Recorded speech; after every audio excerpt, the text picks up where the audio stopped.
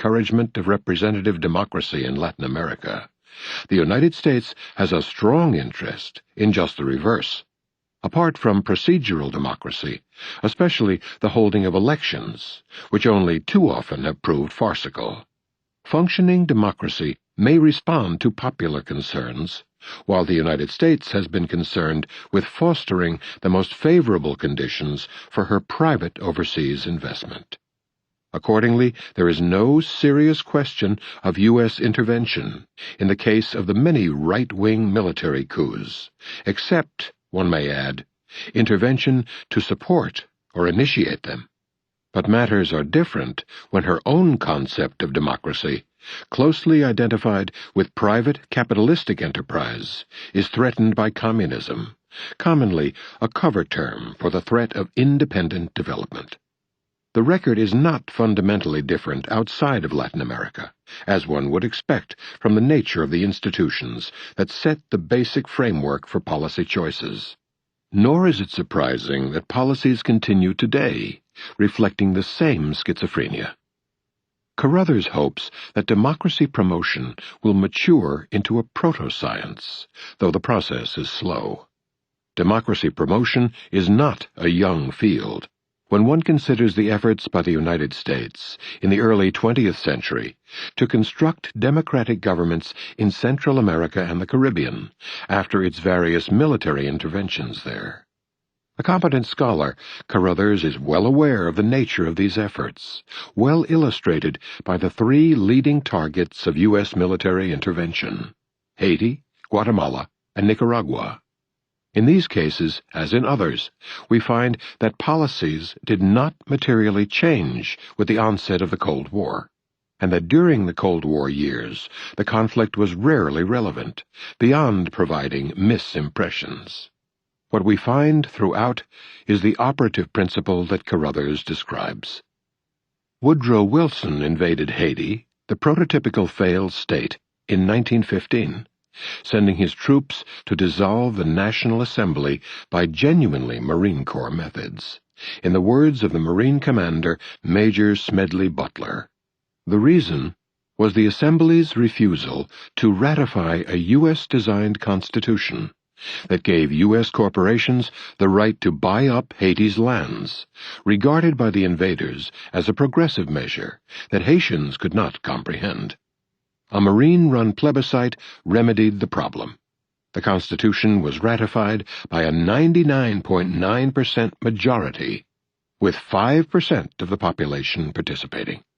Thousands of Haitians were killed, resisting Wilson's invaders, who also reinstituted virtual slavery, leaving the country in the hands of a vicious National Guard after 19 years of Wilsonian idealism.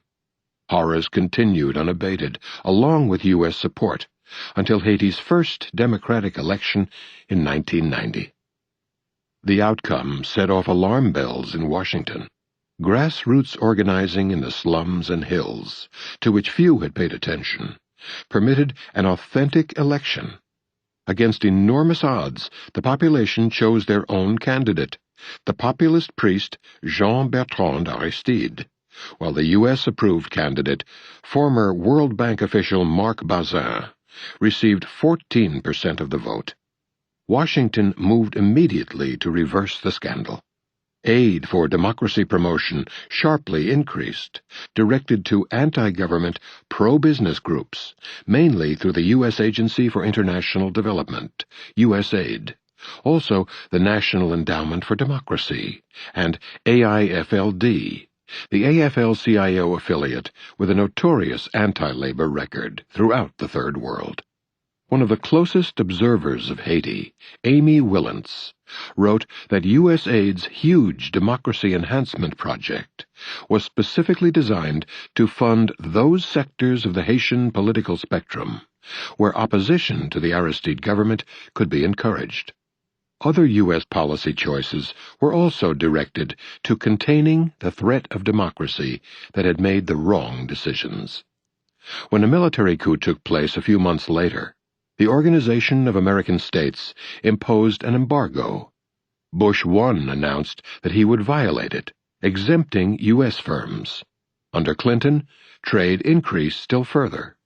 Bush, and particularly Clinton, also authorized the Texaco Oil Company to supply the military junta and its wealthy supporters with oil in violation of presidential directives, thus rendering the OAS blockade almost entirely meaningless. After 3 years of horrendous state terror, Clinton allowed the elected president to return, but on a crucial condition: that he adopt the program of the defeated U.S. candidate in the 1990 election. As predicted at once, the harsh neoliberal programs dismantled what was left of economic sovereignty and drove the country into chaos and violence, accelerated by Bush's banning of international aid on cynical grounds. In February 2004, with French support, the United States spirited Aristide out of the country, which fell back into the hands of the traditional predators, including elements of the army that Aristide had disbanded. 9 months later, investigations by the University of Miami School of Law found that many Haitians, especially those living in poor neighborhoods, now struggle against inhuman horror. Nightmarish fear now accompanies Haiti's poorest in their struggle to survive in destitution, in a cycle of violence, fueled by Haiti's security and justice institutions. Meanwhile, the main Haitian architect of the terror, who bears major responsibility for thousands of deaths, lives peacefully in New York.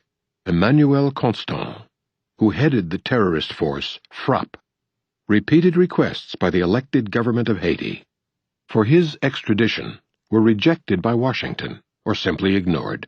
In one striking case, right in the midst of the furor over the unwillingness of the Taliban to follow Washington's orders to turn over 9/11 suspects without evidence. The reason, it is widely assumed, is concern that, if tried, Constant might reveal CIA connections during the terror.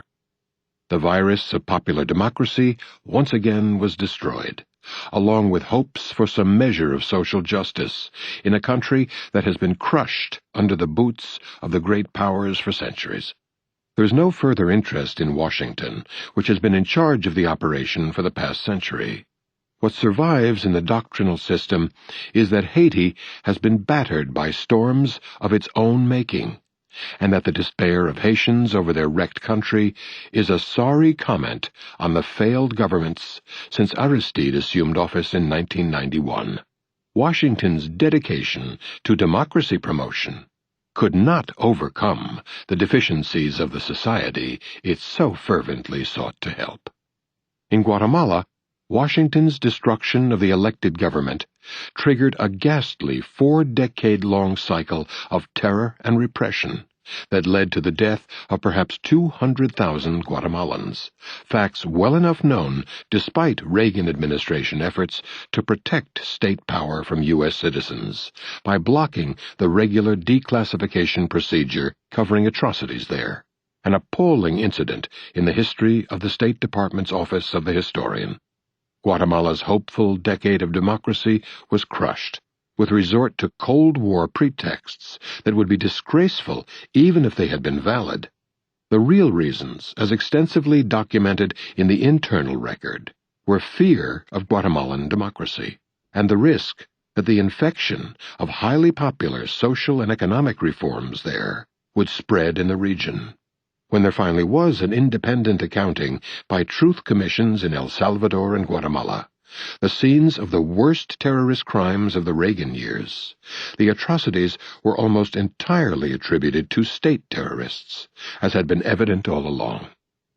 In Nicaragua, the U.S. military occupation created the National Guard that brutalized the population for decades under the rule of the murderous Somoza family dictatorship, which Washington supported until the latest tyrant was overthrown by an internal revolt in 1979.